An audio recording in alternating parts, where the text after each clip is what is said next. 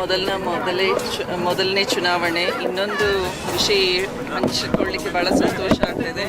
ಮಲ್ಲಿಕಾರ್ಜುನ್ ಅವರು ಕೂಡ ಬೈ ಎಲೆಕ್ಷನ್ನಲ್ಲೇ ನಿಂತು ಗೆದ್ದಿದ್ರು. ಸೊ ಇವತ್ತು ಸಮರ್ಥ್ ಕೂಡ ಅವ್ರ ಮಗ ಬೈ ಎಲೆಕ್ಷನ್ನಲ್ಲೇ ರಾಜಕೀಯ ಎಂಟ್ರಿ ಮಾಡ್ತಾ ಇದ್ದಾರೆ.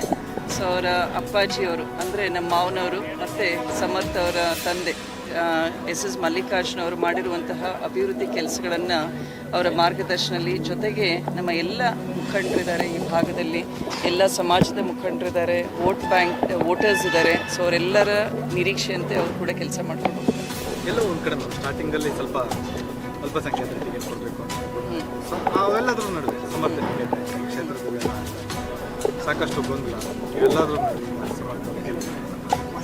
ಏನು ಅಲ್ಲ, ಫೈನಲಿ ಈಗ ಟಿಕೆಟ್ ಕೊಡಲೇಬೇಕು ಅಂತ ಕೇಳಿಲ್ಲ.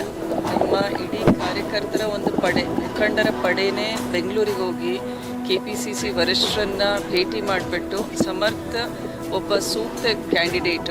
ಯಾಕಂದರೆ ನಾವು ಈಗ 5-6 ವರ್ಷದಿಂದ ನೋಡ್ತಾ ಇದ್ದೀವಿ ಸಮರ್ಥ ಯಾವ ರೀತಿ ಜನರ ಜೊತೆ ಒಡನಾಟ ಇಟ್ಕೊಂಡು ಕೆಲಸ ಮಾಡ್ತಾ ಇದ್ದಾರೆ ಅಂತ. ಸೊ ಆದ್ದರಿಂದ ನಮ್ಮ ಮುಖಂಡರು ಕಾರ್ಯಕರ್ತರು ತೀರ್ಮಾನ ಮಾಡಿಬಿಟ್ಟು ಸಮರ್ಥ ಅವರಿಗೆ ಏನು ಟಿಕೆಟ್ ತೊಗೊಂಡು ಬಂದರು, ಇವತ್ತು ಅವರೇ ಮುಂದಾಳತ್ವ ವಹಿಸ್ಕೊಂಡು ಸಮರ್ಥನ ಗೆಲ್ಲಿಸಿದ್ದಾರೆ, ಒಂದು ಸೇವೆ ಮಾಡಲಿಕ್ಕೆ ಅವಕಾಶ ಕೊಟ್ಟಿದ್ದಾರೆ. ಅದರಿಂದ ಗೆಲುವಿನ ನಿರೀಕ್ಷೆ ಇಟ್ಕೊಂಡು ಕೆಲಸ ಮಾಡಿ ಇವತ್ತು ಗೆದ್ದ ಮೇಲೆ ಒಂದು ಒಳ್ಳೆ ಕೆಲಸ ಮಾಡಬೇಕು ಅಂತ ಅದು ಕೂಡ ಸಮರ್ಥಿಗಿದೆ. ಈಗ ಬಜೆಟ್ ಏನೆಲ್ಲ ಉಪಚುನಾವಣೆ ಸಂದರ್ಭದಲ್ಲಿ 100 ಕೋಟಿ ಅನ್ನೋದು ಮೇಲೆ ಆಗಿದ್ದಾರೆ. ಆ 100 ಕೋಟಿ ಕಾಲೇಜುಗಳ ಜೊತೆಗೆ ಸಾಕಷ್ಟು ನೀಡ್ಸ್ ಇದೆ. ಸೊ ಅವೆಲ್ಲ ಏನೇ ಪ್ಲಾನ್ಸ್ ಈಗ IT-BT ಕಂಪ್ನೀಸ್ ತರಬೇಕು ಅಂತ ಹೇಳಿದ್ವಿ. ಸೊ ಅದಕ್ಕೋಸ್ಕರ ಒಂದು ಇನ್ಫ್ರಾಸ್ಟ್ರಕ್ಚರ್ ಕೇಳ್ತಾ ಇದ್ದಾರೆ ಸಾಫ್ಟ್ವೇರ್ ಕಂಪ್ನೀಸಿಗೆ ವರ್ಕ್ ಮಾಡಲಿಕ್ಕೆ. ಸೊ ನಮ್ಮ KSRTCನಲ್ಲೂ ಕೂಡ ಸುಮಾರು 1 ಲಕ್ಷ SFP ಅಷ್ಟು ಜಾಗ ನೋಡಿದ್ದೀವಿ 3 ಫ್ಲೋರ್ಸ್ನಲ್ಲಿ.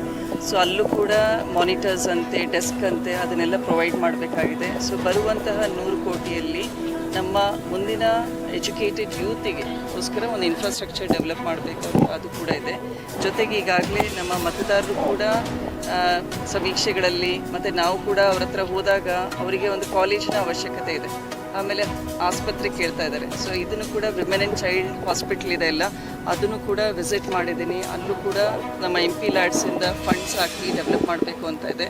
ಸೊ ಒಟ್ಟಾರೆ ಶಾಸಕರು ಮತ್ತು ನಿಮ್ಮ ಹೊಸ ಶಾಸಕರು, ಸಂಸದರು ಮತ್ತು ಉಸ್ತುವಾರಿ ಸಚಿವರು, ಶಾಮನೂರು ಕುಟುಂಬದವರು ಕೂಡ ಬದ್ಧತೆಯಿಂದ ಜನಸೇವೆ ಮಾಡಲಿಕ್ಕೆ ತಯಾರಿದ್ದಾರೆ.